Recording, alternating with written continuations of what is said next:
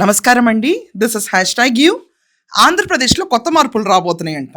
ఇది నేను చెప్తుంది కాదు. ఒక పత్రిక జమీన్ రైత్ అని దాంట్లో వాళ్ళు రాసిన ఆర్టికల్ని బేస్ చేసుకుని షో చేస్తున్నాను. బట్ ఈ దుమారం ఎంతవరకు నిజమా అన్నది నాకు తెలియదు. బట్ జూలై 18న జూనియర్ ఎన్టీఆర్ తన పొలిటికల్ అరంగేట్రం చేయబోతున్నాడు. ఏ జూలై 18 అనుకుంటున్నారా? 2026 జూలై 18న పొలిటికల్ అరంగేట్రం చేయబోతున్నాడంట.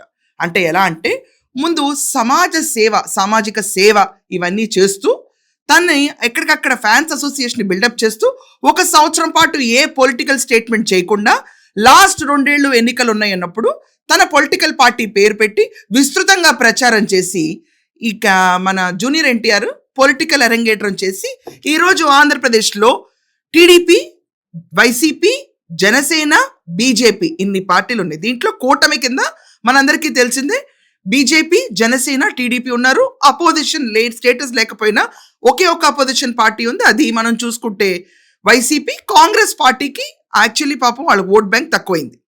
ఈ పొలిటికల్ స్టేట్లో ఆంధ్రప్రదేశ్లో జూనియర్ ఎన్టీఆర్ ఎంటర్ అవుదామని చూస్తున్నాడంట.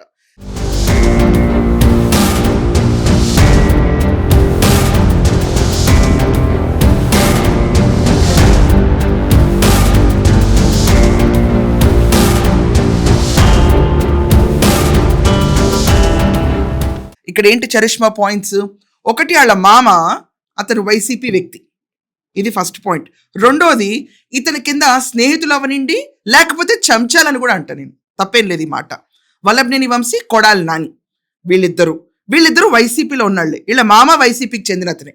ఇతను ఈరోజు ఆంధ్రప్రదేశ్లో పార్టీ పెడతాడని చెప్పి వార్త వచ్చింది. ఏంటంటే పక్క రాష్ట్రంలో విజయ్, ఆయన కూడా ఎన్నికలకు వెళ్లే ముందు పార్టీ పెట్టుకునే వెళ్ళిపోలే. ముందు ఎక్కడికక్కడ ఫ్యాన్స్ అసోసియేషన్ అనేది ఫామ్ చేసి దాని తర్వాత స్ట్రాంగ్నెస్ పెంచుకుని ప్రతి ప్లేస్లోనూ తర్వాత టీవీకే పార్టీని అనౌన్స్ చేసి ఆయన ముఖ్యమంత్రి అయిపోయాడు. సో అదే రీతిలో జూనియర్ ఎన్టీఆర్ జూలై 18 నుంచి సామాజిక సేవ అన్న కాన్సెప్ట్ ముందుకు వస్తాడంట.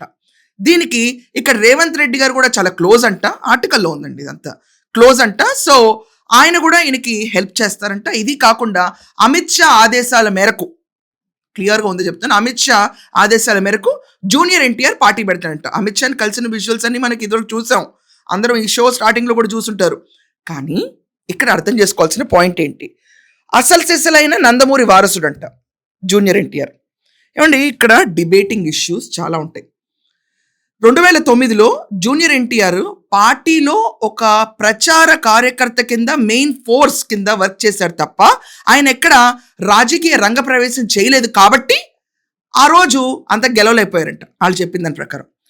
మనం ఒక విషయం క్లియర్గా ఆలోచించాలి. సినిమాలు వేరు, రాజకీయాలు వేరు. సినిమాల్లో నుంచి రాజకీయాల్లోకి వచ్చింది ఏకైక వ్యక్తి మనం చూసుకుంటే మన తెలుగు నాట సక్సెస్ఫుల్ అయింది రామారావు గారి బ్రాండ్ ఇమేజ్ని ఇప్పుడు వాడుకుందామంటే ఎవరు హర్షిస్తారు? ఇది పాయింట్ నెంబర్ 1. రెండోది, అక్కడ ఎన్టీఆర్ యూనివర్సిటీ పేరు మార్చి రాజశేఖర్ రెడ్డి పేరు పెట్టిన కొంచెం కూడా మాట లేపలేని పర్సన్ జూనియర్ ఎన్టీఆర్. కొంచెం కూడా ఖండించలేకపోయాడు. ఆయన మహనీయుడే అని పొగిడాడు. మహనీయుడు కాదని ఎవరు అనలేదు. అక్కడ అడిగిన పాయింట్ ఏంటి? పేరు ఎందుకు మార్చారు? రామారావు గారి పేరు మార్చడం ఏంటి? మరి ఆయన పేరు పెట్టుకునే నువ్వు ఈరోజు సినిమాల్లోకి వచ్చావు కదా, ఆయన మనవడివి కదా. మరి ఇంతున్నప్పుడు జూనియర్ ఎన్టీఆర్ బదులు జూనియర్ తీసేసి రామారావు అని పేరు పెట్టుకున్నప్పుడు, ఆయన లెగసీని క్యారీ చేయాలన్నప్పుడు ఆ రోజు ఫైటింగ్కి స్పిరిట్ లేదా? జగన్మోహన్ రెడ్డి అంటే భయమా? లేకపోతే జగన్మోహన్ రెడ్డికి అనుకూలంగా నటించాడా? తర్వాత నారా భువనేశ్వర్ గారిని ఇష్టం వచ్చినట్టు కొడాలి నాని, వల్లభనేని వంశీ ఇతను తీసుకొచ్చి పెట్టినాళ్లే. టీడీపీ పార్టీలో ఇతనే తీసుకొచ్చి పెట్టాడు వాళ్ళని. లేకపోతే ఎవ్వరు ఈ క్యాండిడేట్స్కి అసలు ఎంట్రీ ఇవ్వరు. అంత నిషేధిత బ్యాచ్లో ఉంటారు వీళ్ళు. తీసుకొచ్చి పెడితే వాళ్ళు వైసీపీలోకి వెళ్ళి నారా భువనేశ్వరి గారిని ఫ్లోర్ ఆఫ్ ద హౌస్లో రెచ్చిపోయేటట్టు తిట్టారు. వాళ్ళ అత్తమ్మ పేరు తీసుకోలేదు అక్కడ స్టేట్మెంట్లో. ఏ మహిళని అలా అనకూడదు అని చెప్పి జనరిక్గా ఆయన తప్పించుకున్నాడు. మన ఆడపడుచుల గురించి పురుష పదజాలంతో మాట్లాడుతున్నాము. అది ఒక అరాచక పరిపాలనకు నాంది పలుకుతుంది. అది తప్పు. స్త్రీ జాతిని గౌరవించడం అనేది, ఆడవాళ్ళని, ఆడపడుచుల్ని గౌరవించడం అనేది మన సంస్కృతి. వ్యక్తిగత దోషణకి గురైనటువంటి ఒక కుటుంబానికి చెందిన సభ్యుడిగా మాట్లాడట్లేదు. తర్వాత రామారావు గారి శతదినోత్సవాలు జరిగినాయి. సొంత వాళ్ళ పెద్దనానో బాబాయ్ గారు వెళ్ళి పిలిచారు. హైదరాబాద్లో ఉండి కూడా రాలేదు. దానికి డుమ్మా కొడతాడు. చంద్రబాబు నాయుడు గారి ప్రమాణ స్వీకారానికి కూడా రాలేదు. ఎక్కడ అంటి ముట్టనట్టుగా ఉండి ఈరోజు నేనే నందమూరి వంశానికి అసలు సిసలైన వారసుడినంటే ఎవరు ఇష్టపడతారు? ఇది కాకుండా cinema mileage is different. Rama Rao గారి చరిష్మా మళ్ళీ జూనియర్తో రిపీట్ అవుతుందంటే అది కల్లా. ఆంధ్రప్రదేశ్ కావాల్సింది ఒక స్టార్డమ్ కాదు. ఇప్పుడు నో, సినిమాల్లో నటించి వేషభాషలు వేసి డాన్స్లు వేసి కొంచెం అంటే డెఫినెట్లీ ఇతను డెలివరీ ఆఫ్ డైలాగ్ చాలా బాగుంటుంది జూనియర్ ఎన్టీఆర్ది. కానీ డెలివరీ ఆఫ్ డైలాగ్ వల్లే గెలిచిపోతారా? ఈరోజు ఆంధ్రప్రదేశ్ కావాల్సింది ఒక రాజధాని, ఆంధ్రప్రదేశ్ కావాల్సింది పెట్టుబడులు, ఆంధ్రప్రదేశ్ కావాల్సింది అప్పురైతే రాష్ట్రం కింద వెళ్ళటం, ఆంధ్రప్రదేశ్ కావాల్సింది కొంచెం ప్రశాంతత. అది ఎవరి వల్ల వస్తుంది? ఆబ్వియస్లీ తెలుగుదేశం పార్టీ చంద్రబాబు నాయుడు గారి నాయకత్వం వల్ల వస్తుందని ప్రజలు నమ్మి కూటమికి ఓటేశారు. ఇది కాకుండా పవన్ కళ్యాణ్ గారు కూడా ఎంట్రీ ఇచ్చారు పొలిటికల్గా.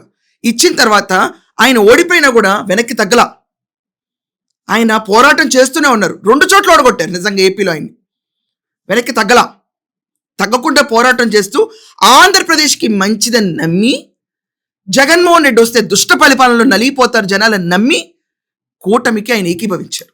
6 నెలల తర్వాత వచ్చే ఎన్నికలు ముందొస్తాయా రేపు వచ్చినా సరే జనసేన తెలుగుదేశం కలిపి పోటీ చేయబోతున్నాయి. ఎన్నికల్లో ఖచ్చితంగా పోటీ చేయబోతున్నాయి. ఇది కష్టంగా ఉండొచ్చు. అలాగే ఖచ్చితంగా భారతీయ జనతా పార్టీ దీనికి కలిసి వస్తుందని నేను సంపూర్ణంగా విశ్వసిస్తున్నాను, నమ్ముతున్నాను. అదే జరుగుతుంది. ఇది వాస్తవం. పెద్ద మనసు చేసుకునే లక్షణాలు ఉండాలి రాజకీయాల్లో రావాలంటే పవన్ కళ్యాణ్ గారి లాగా. అది కాకుండా రాష్ట్రం మీద అపరిమితమైన ప్రేమ ఉండాలి. ఈయన తాత మీదే ప్రేమ లేదు, మేనత్త మీదే ప్రేమ లేదు. సొంత వాళ్ళ నాన్న వాళ్ళ సిస్టర్ని పట్టుకుని అసెంబ్లీలో అంటే ఇతనేం చేయలేడు. కానీ సేవా సంస్థలు పెట్టి ఫ్యాన్స్ అందరితోనూ ఇక్కడ సంస్థలు పెట్టేసుకుని ఒక 1 year తర్వాత పొలిటికల్ అరంగేట్రం చేస్తామంటే ఎవరు నమ్ముతారు? ఎవరు హర్షిస్తారు? ఎవరు ఓట్లేస్తారు? ఎవరేరు? నా దృష్టిలో ఎవరేరు. ఇది ఒక అట్టర్ ఫ్లాప్ పొలిటికల్ అరంగేట్రం ఉద్దితం చేస్తే కనుక. ఇప్పుడు ఏమనుకుంటారంటే వైసీపీకి కావాల్సింది ఓట్లు చీల్చేవాళ్ళు. ఫ్యాక్ట్ ఇది. ఓట్లు చీల్చడానికి ఒక పొలిటికల్ పార్టీని ఆవిర్భవించాలి. వాళ్ళు దీనికి మద్దతుగానే ఉంటారు. రా కమ్ ప్లీజ్ కమ్ అని. అతని పార్టీలో ఉండే కీలక నేతలు ఎవరు అవుతారు? ఈ వల్లభనేనే, ఈ కొడాలే. ఎవరైతే ఆంధ్రప్రదేశ్ ఎంచుకు తిన్నారో ఇదే బ్యాచ్ వీళ్ళకి సపోర్ట్గా వస్తుంది. ఎందుకంటే ఇతనంటే అంత ప్రేమ వాళ్ళకి, వాళ్ళంటే ఇతను అంత ప్రేమ. మ్యూచువల్ లవ్ ఎక్స్ప్రెస్ అవుతూ ఉంటుంది వీళ్ళిద్దరి మధ్యలో. వీళ్ళని నమ్మి రాష్ట్ర ప్రజలు ఓట్లేస్తారా? చైతన్య రథం ఆ రోజు రామారావు గారు ఎక్కారు, తర్వాత ఇతనే ఎక్కాడు. ఆప్టిక్స్ పనిచేయవు. ఇప్పుడు రాష్ట్రంలో ఆప్టిక్స్ పనిచేయవు, ఎస్పెషల్లీ ఏపీలో అస్సలు పనిచేయవు. ఎవరన్నించి గీ పెట్టుకున్నా, ఎంత సామాజిక సేవలు చేద్దామని ముందుకొచ్చినా జనాలు మాత్రం పిచ్చోళ్ళు కాదు. జూలై 18న పొలిటికల్ అరంగేట్రం ఇండైరెక్ట్గా జరుగుతుందని చెప్పి ఆర్టికల్ వచ్చేసింది. వేస్తారా మీలాంటి వాళ్ళందరూ ఓట్లు ఈయనకి? జస్ట్ బికాస్ పేరు పెట్టుకుంటే ఓట్లు పడిపోతాయా? మరి ఆ లెక్కన బాలకృష్ణ గారు ఎందుకున్నారు? డైరెక్ట్ కొడుకు ఆయన, ఫస్ట్ జనరేషన్ కొడుకు. ఆయన టీడీపీతోనే ఉంటారు. టీడీపీ రామారావు గారు భావజాలం అంతా నడుపుతున్న సొంత పార్టీ టీడీపీ అలాగే ఉంటుంది. దాన్ని ఎదిరించి పార్టీ పెట్టి, ఇదివరకు చాలా పార్టీలు వచ్చినాయి, అన్న తెలుగుదేశం అని చెప్పి చాలా పార్టీలు వచ్చినాయి. వాటి పరిస్థితి ఏంటి?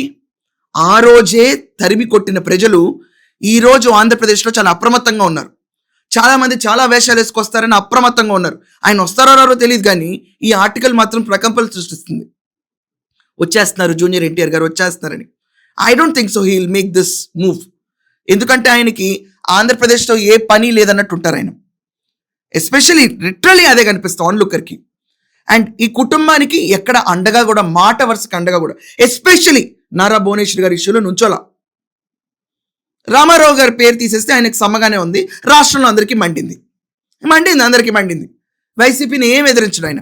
అలాంటి వ్యక్తి వచ్చి ఈ 2 పార్టీలు అంటే కాంగ్రెస్తో కలిపి 3 పార్టీలు, ఈరోజు కూటమి, కాంగ్రెస్, వైసీపీ 3 పార్టీల మధ్యలో ఒక వాక్యూమ్లో ఈయన ముఖ్యమంత్రి అయిపోతాడంటే అభూత కల్పన ఇది. చరిత్రలో కొంతమంది పేర్లే ఉంటాయి ముఖ్యమంత్రిగా. దాంట్లో రామారావు గారు అదృష్టవంతులు. నిజంగా రాష్ట్రం అదృష్టం చేసుకుంది ఆయన ముఖ్యమంత్రిగా చూడటం.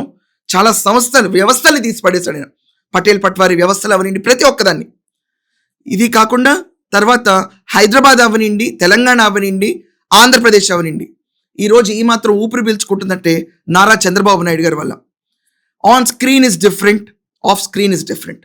ప్రతి ఒక్కరిని నమ్మే పరిస్థితుల్లో ఏపీ ప్రజలైతే లేరు. ఈయన రాజకీయ అరంగేట్రం చేస్తే మాత్రం పక్క రాష్ట్రంలో చెల్లిందేమో కానీ అక్కడ 50 ఏళ్ల ద్రవిడీల పరిపాలన మధ్యలో నలిపోయింది. 50 ఏళ్ళు at stretch, subject correction 50-60, I'm sorry, కానీ ఇక్కడ అంత వాక్యూమ్ లేదు. ఒక పుట్టుకొచ్చే పొలిటికల్ పార్టీకి అంత ఆదరణ ఉంటుందంటే ఉండకపోవచ్చు. అండ్ టీడీపీ ఓట్ బ్యాంక్ అంతా జూనియర్ ఎన్టీఆర్ సినిమాలు వెళ్తుందంటే వెళ్ళకపోవచ్చు. సినిమా అభిమానం వేరు, రాజకీయ అభిమానం వేరు. సో ఏమంటారు? ఈరోజు ఈ ఆర్టికల్ పైన జూలై 18 నుంచి సేవలు చేసుకుంటూ ఆంధ్రప్రదేశ్లో అడుగుపెట్టి 1 సంవత్సరం తర్వాత పొలిటికల్ పార్టీ అతను స్థాపిస్తే జై జూనియర్ ఎన్టీఆర్ అని చెప్పి అతని పార్టీకి ఓటేస్తారా, లేకపోతే టీడీపీని నమ్మి ఓటేస్తారా? అండ్ ఈ పొలిటికల్ వాక్యూమ్ దెబ్బకి ఇతను ముఖ్యమంత్రి అయిపోతాడా, లేకపోతే అట్టర్ ఫ్లాప్ అవుతాడా? అసలు ఈ ఆర్టికల్ వ్యాలిడిటీ ఎంత, కరెక్టా రాంగా, దీనిపైన కూడా మీ ఒపీనియన్స్ ఖచ్చితంగా చెప్పండి. That's all for now. Thank you.